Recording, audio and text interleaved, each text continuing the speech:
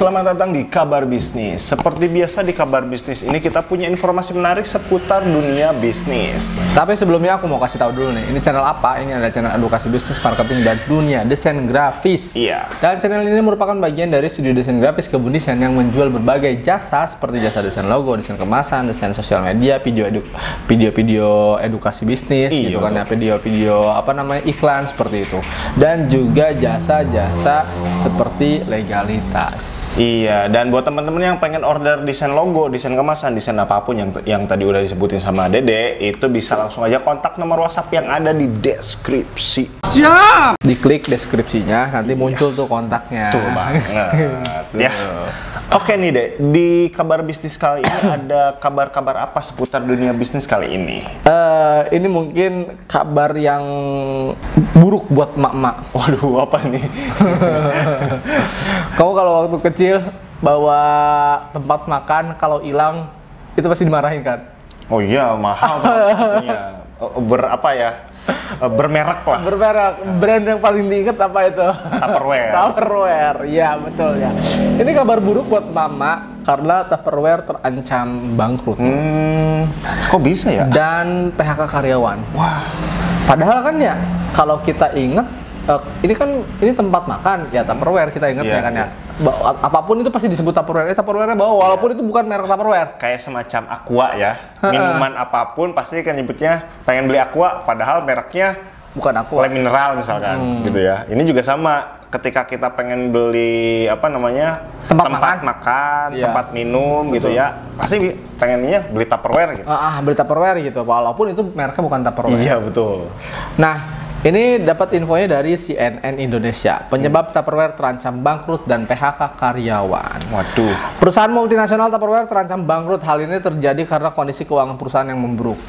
Yang anehnya, kenapa bisa memburuk? Padahal kan dia sistem bisnisnya itu model reseller dan distributor ya? Iya, bahkan ada MLM-nya juga mirip-mirip kayak gitu kan? Iya, multi level marketing gitu, iya, kan ya? Punya fanbase lah. Iya lah, fanbase-nya garis keras lah gitu, iya, ya? Betul-betul. Nah, hal ini juga tidak terlepas dari penjualan produk yang menurun. Imbasnya, Tupperware pun berencana melakukan pemutusan hubungan kerja PHK terhadap karyawannya. Nah, dikatakan di sini tadi ya, penjualan produknya yang menurun. Kok bisa? Ya? Padahal fanbase-nya banyak.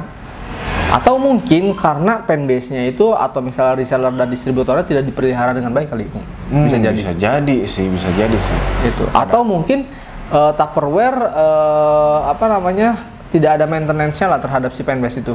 Iya, padahal salah satu ujung tombaknya itu ya semacam reseller-resellernya itu kan, yang benar-benar ke kampung-kampung di daerah-daerah bikin arisan Tupperware gitu kan. Iya, dulu mah iya. Iya, kayak gitu.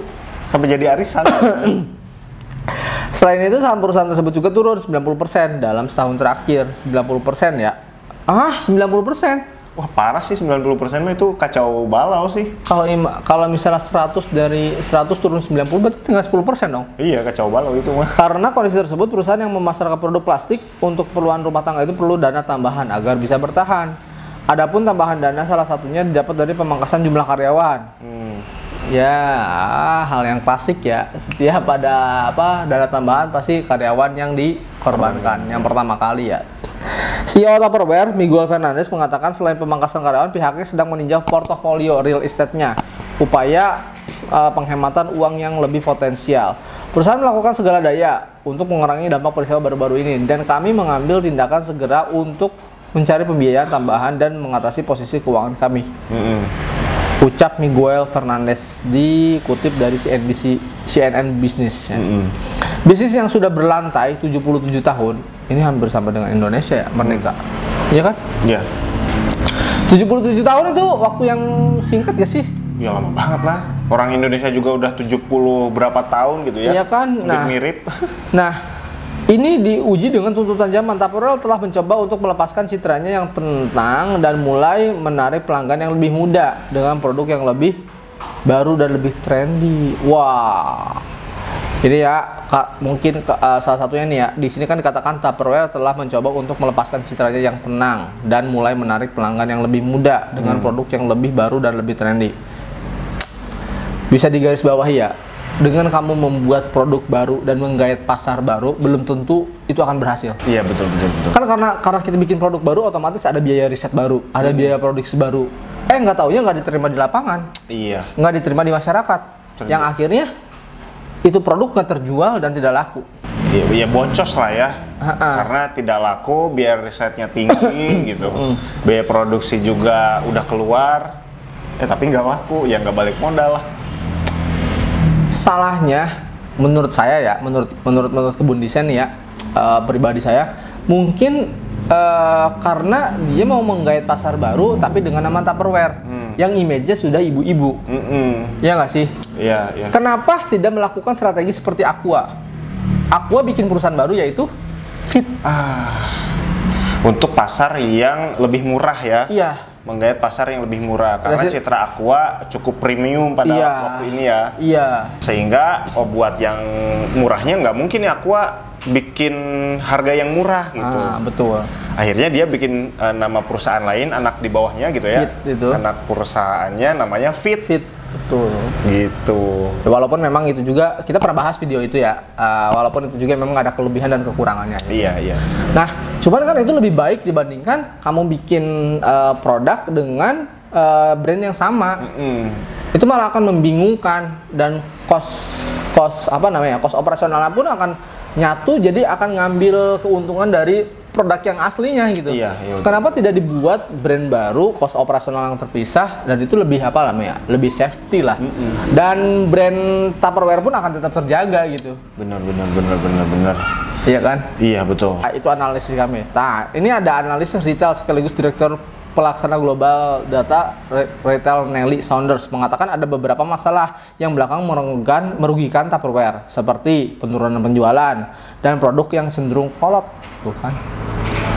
Beberapa masalah merugikan Tupperware, termasuk penurunan tajam dan jumlah penjualan, penurunan konsumen pada produk rumah tangga, dan merek yang masih belum sepenuhnya terhubung dengan konsumen yang lebih muda. Dia udah tahu nih permasalahannya, atau mungkin ini berdasarkan analis ya. Sebenarnya analis udah ngasih tahu nih ya, contekan gitu kan ya, penurunan konsumen pada produk rumah tangga. Ya itu perbaiki aja itu. Kenapa dia ngambil segmentasi baru gitu? Iya. Padahal untuk kebutuhan rumah tangga juga sebenarnya tinggi-tinggi aja ya. Iya, tinggi-tinggi aja, dan itu adalah masalah dia sebenarnya yang bisa diselesaikan gitu. Tinggal berinovasi di area itu aja gitu. Nah, singkatnya seperti itu. Karena kan pasarnya itu yang tadinya yang tadinya orang tua itu jadi tua banget, jadi nenek-nenek, yang anaknya kan jadi seusia keluarga muda lah gitu. Betul. Kan. Nah, yang di keluarga muda inilah yang harusnya alat-alat rumah tangganya mereka berinovasi di situ. Nah, betul gitu. Nah, lebih lebih ke mungkin iklannya diperbaharui atau gimana gitu kan ya. Oke. Perusahaan ini dulunya merupakan sarang inovasi dan dengan gadget dapur pemecah masalah, tetapi sekarang benar-benar kehilangan keunggulannya. Tuh kan, dulu dia mungkin membooming karena inovasi-inovasinya, tapi sekarang inovasinya dinilai tidak tepat sasaran sepertinya. Dan si Saunders ini juga mengatakan Tupperware berada dalam posisi genting ya secara finansial karena berjuang untuk meningkatkan penjualan. Di sisi lain aset perusahaan juga cenderung kecil sehingga perusahaan tidak memiliki banyak kapasitas untuk mengumpulkan uang. Aku jadi kepikiran juga sih ya kalau misalnya dari sudut pandang si foundernya. Tadi kan kamu bilang mungkin si ibu-ibu yang dulunya muda gitu ya, sekarang menjadi tua gitu kan ya. Terus sekarang si yang muda ini jadi ibu-ibu. Nah, mungkin tadinya si Tupperware ingin berinovasi dengan tampilan yang lebih fresh dengan merek Tupperware itu sendiri. Sepertinya kayak gitu sih, Nu. Tapi ternyata itu malah strategi yang salah. Paham nggak? Iya kan? Untuk menggait yang dulunya anak kecil lah ya, sekarang udah dewasa gitu ya. Tapi dengan nama Tupperware gitu. Iya. Bener nggak sih? Bisa jadi kayak gitu. Atau ini yang tadi kamu katakan bahwa yang itu tidak ada inovasi di situ, dia malah berinovasi buat segmen yang baru, yang lebih mudanya lagi. Pasar yang anak mudanya gitu. Padahal di segmen anak muda persaingannya udah ketat gitu, ada merek-merek yang lain. Sedangkan yang ini, yang ibu-ibu muda, dia tidak melakukan inovasi di situ. Atau harusnya rebranding. Solusi terbaiknya mungkin ya namanya berubah, jangan Tupperware lagi. Karena kan perubahan ini. Iya. Perubahan ibu-ibu muda ke anak muda ke ibu-ibu. Iya gitu. Solusinya itu sih. Dan si Tupperware-nya mungkin lebih ke induk perusahaannya yang hanya mencetak mencetak Jadi produsen lah ya. Iya. Jadi Dan produsen. bahkan merek-merek lain bisa nyetak ke Tupperware. Iya. Itu solusi yang pasti. Kalau menurut kita ya, tapi nggak tahu sih. Kalau ngomong sih gampang, tapi pada saat prakteknya emang susah. Gitu. Ya, apapun yang dihadapi Tupperware ya mudah-mudahan bisa bangkit kembali ya dengan entah itu inovasi baru atau rebranding atau kelahiran baru dan lain-lain ya. Setiap bisnis pasti punya masalahnya masing-masing. Iya betul. Yang tadinya dia merosot kan penjualan itu berkurang 90%, mudah-mudahan bisa menaik lagi dengan strategi marketing yang lebih jitu lagi ya. Betul sekali. Oke, mudah-mudahan ini bermanfaat ya buat teman-teman yang mungkin UMKM usianya 77 tahun. Nggak mungkin sih ya kalau 77 tahun. Yang mungkin usianya baru beberapa tahun bisa mencontoh dari pelajaran yang perusahaan besar yang sudah umurnya 77 tahun Iya, ini. Ya, jika dirasa suka jangan lupa di like, di komen, di subscribe dan jangan lupa juga di share ke teman-teman kamu supaya inspirasi kayak gitu ya, dan dapat info-info menarik seperti ini kayak gitu. Oke, thank you, sampai jumpa di vlog kita selanjutnya. Bye bye.